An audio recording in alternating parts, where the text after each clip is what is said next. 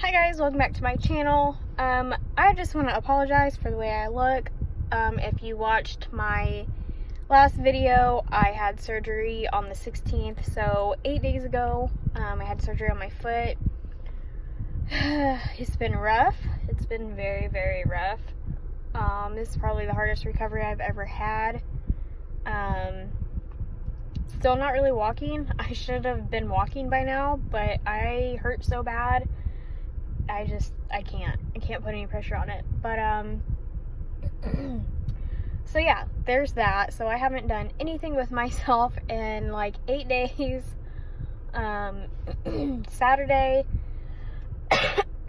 sorry, I apologize. Something in my chest. Saturday we had a little party for my little sister. She turned 20 today. And then, coincidentally enough, it was my sister-in-law's birthday Saturday, so we went to her house later that night. So I did get dressed, and I did put some makeup on. And let me tell you, it is very hard to wear pants right now, like jeans or leggings. It's very, very hard. I almost can't do it. I really struggled with jeans and leggings. So I've been in shorts and bed pants. I've been in bed clothes for 8 days. I've barely left my house. This is like, I'm getting out a little bit more this week because I'm now able to drive. I don't know if I'm supposed to be driving, but I'm able to drive. So I'm taking my daughter to school and I'm picking her up from school because I don't know if I mentioned, but I'm off work for the next like 5 to 7 weeks. Maybe the end of October is when I can go back. So it's been very, very rough recovery. But that being said though, I do have a TTC update for you guys. I started my cycle on Saturday, which is weird because I really wasn't that late, and it was really nice to not really worry about being late or worry about if I was pregnant this month or anything crazy like that. Like, it was really nice to not have that worry this month. I did test just because, you know, things did happen 3 days after ovulation, and I just wanted to keep an eye on it. But honestly, I was not stressed out about it, wasn't worried about it. I knew the chances were very, very slim, and they were. Like, I did not get pregnant, and that's good because I had surgery. And that's why I tested, because I didn't want to go into surgery, them do tests, and be like, oh, you're not having surgery today because you're pregnant. I didn't want that to happen. Hold on just a second. I have to move my car. We're moving it. But, so I did start my cycle on Saturday. Monday, I would have been cycle day 3. So I called my fertility specialist because we had a plan to start Femera and monitoring by ultrasound, because with any type of fertility med you have to be monitored. Like with Clomid, Femera, whatever else they have you on, they have to monitor you. They do not want multiples to happen. They do not, especially in somebody like me. Firstly, multiples are a thing in my family. My mother is a twin, and we do have some other multiples in our families. Like, we do have twins in our family. So for me, my risk is already there, especially since the pregnancy in 2016 was most likely a twin pregnancy that I lost. And of course, I was on Clomid for that. Well, on Femera, on Clomid, you have to be monitored. No questions asked. Doctors will not put you on it unless you are monitored, because they don't want multiples to happen. So I called my doctor on Monday and I let them know, hey, I started my cycle. We're supposed to start Femera. So they called me back and they're like, well, can you come in for a baseline ultrasound today because you have to be monitored through this process? And I was like, well, here's the thing. I said, I'm off work for the next like 6 or 8 weeks due to a foot surgery. So coming in for an ultrasound, my insurance isn't going to pay for it. My insurance isn't going to pay for anything fertility related. I was like, so I don't really have the, $300+ to come in this month. because I'm off work. It financially wouldn't be smart to do this. So, because the ultrasound there is like $250 some, and the visit can be anywhere from $99 up. I was like, I just don't have that money. Like, it was over $300 last time I was in there at the beginning of this month. I can't afford that right now. I was like, we'll just push this back a cycle. I'll call you guys next month. Hopefully I'll be back to work by then. I don't know. So, me being me, I was upset for half a day. Not very long. And that to me is surprising. Usually, like, when it comes to trying to conceive and plans being pushed back and things not going the way I want, I'm pissed for a week. But I really wasn't that mad because it's out of my control, and I know it would not be smart to do fertility treatments right now because I'm not at work. So I was like, it's fine. So I got over it, and I decided, you know what? We'll just try naturally this cycle. I have my supplements that I used back in August. I have the Conceive Easy, the Myofolate. I have my baby aspirin, and I am on vitamin D now. I'm on 5,000 units of vitamin D. And that's it. And I know with that combination minus vitamin D, I ovulated early last month. I ovulated on I got my positive on like cycle day 15. So I ovulated a few days earlier than what I normally do. This cycle, I don't think I got my positive. I didn't ovulate until like cycle day 19 or 20. And that was really late ovulation for me, which is weird that I started on time. But I did. So, I don't know. My body is just doing all kinds of funky things. But, I decided I'm just going to take that stuff, see how it works. And if it works, it works. At least then I know my body does need extra boost in the ovulation department. Maybe that's just my issue. But if it doesn't, then we will go back. Hopefully with my next cycle. It may get pushed back to November. I don't know yet. It just depends on when I get back to work, honestly. I'm trying to find a sit-down job because I don't think I'm going to be able to go back to my stand-up job. There's just a whole bunch of drama surrounding that I'm not going to get into. But I don't think my stand-up job is going to be a thing. I am trying to get into this substitute positions because I do have my substitute teaching license. So I'm trying to get into that and figure it out from there. I'm trying to find something.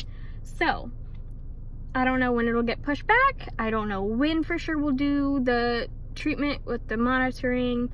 I'm hoping, praying that doing what I'm doing now is gonna help. I don't know.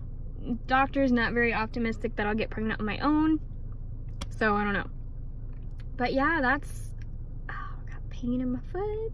Go back to the foot doctor tomorrow and hopefully figure something out because this recovery is hard. Oh my gosh. This is my 5th foot surgery since 2008. And this is the hardest one I've ever had. I don't know what's so hard about this recovery, but y'all, I feel like my foot is gonna fall off. I'm not happy. I'm in pain all day long, so hopefully they can give me something for the pain, and maybe I'll feel better tomorrow. I don't know. But that is my trying to conceive update. That is my surgery update. Pretty much that's what's going on in my life. I haven't really been doing a whole lot of anything. I've just been trying to heal, and I've been at home literally for 8 days. I've not really gone anywhere. I think yesterday is the first time I really even left my town. My daughter had cheer practice and had to go cash a check because her uniform money was due, and So my husband took us, we cashed my check, and by the time we got done cashing my check, it was time for cheer practice, so he did not have time to take me home. So I sat for the 45-minute cheer practice. We sat in the car. I didn't go in. He did. So that's the first time I've left my house, really, like, other than school, picking her up, dropping her off. I've not done anything. I can't walk. I'm on crutches. So taking a 6.5-year-old anywhere while I'm on crutches, not gonna happen.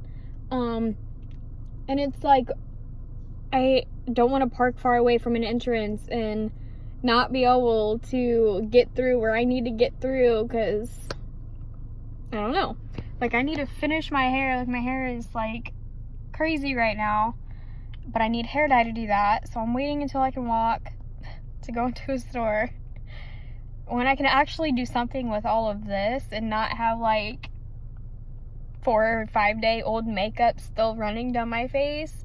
I thought I got it all. Guess I didn't. But that's what's been happening in my life. Not a whole lot of anything. Not a lot of excitement. Just a whole lot of nothing. Netflix. I've been watching a lot of Netflix. So if you have any good shows that you want me to watch, leave it down below. I am currently binging 13 Reasons Why Season 3.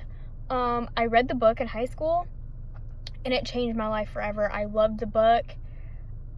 The storyline is just, it's amazing what they've done since the first season. Like, it's seriously an eye-opener of what happens inside schools, and it's amazing. I've watched Designated Survivor, all 3 seasons. Kind of mad that they're not making a season 4. I love that show. Everything. I've watched a lot of stuff, so if you have something good, leave it down below. I will check it out. But yeah, that's what's going on. I don't know if I told you guys this in a video or not, but my best friend is having a baby in March. She's actually due the day before, the day after my due date from 2016. We were due March 22nd, 2017. I think she's due March 21st or March 23rd. So it's pretty cool. And she's having a girl, and I was so freaking excited when I found out she was having a girl. I knew it was a girl all along. I teetered for like a day, like, oh, I don't know, maybe I'm wrong, but I'm really never wrong when it comes to a gender. So I'm pretty excited for her. I can't wait to see how the rest of her pregnancy goes, and hopefully we can be pregnant together. That's our freaking plan, but my body's not cooperating. So yeah, we want to be pregnant together, even if it's a few months apart. So I don't know, we'll see. I'm very optimistic. I think I'm just past the point of worrying 24/7. I think it's because I have literally hit the lowest I could hit with my marriage and with trying to have a baby, and we are doing nothing but coming back up to the top. Our marriage has done a complete 180. We're so much better now than what we were the last few months that it's just crazy that at the beginning of May we were splitting up, and now it's the middle of August, almost the end of August. No, oh my gosh, it's September, almost the end of September, and we are 100 times better than what we were.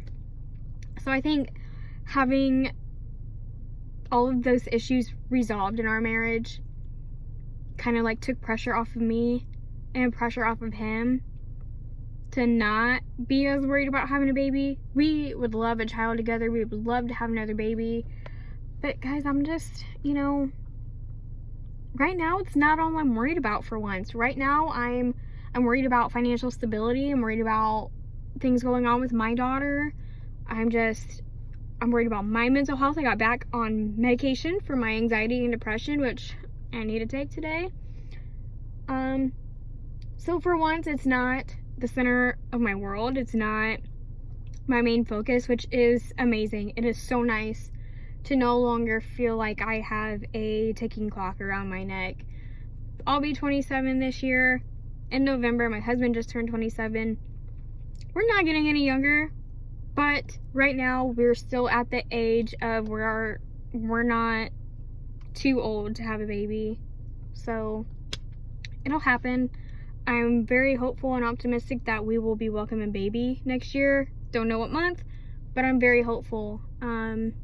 Keeping my fingers crossed, and hopefully in the next few weeks, 2 weeks, the 2-week wait, about 3 weeks, hopefully we'll know. Hopefully this will help and we'll be having a baby next June. I don't know. We'll see. I'll update you guys again when I have more updates. I mean, maybe I'll update you guys on how my foot's healing. I don't know. But, that's what's happening. And, yeah, I'm just sitting in parent pickup line, and we're going to be moving here soon. So, yeah, I'll update you guys next time. I don't know when, a week, 2 weeks, I don't know, but there will be an update at some point.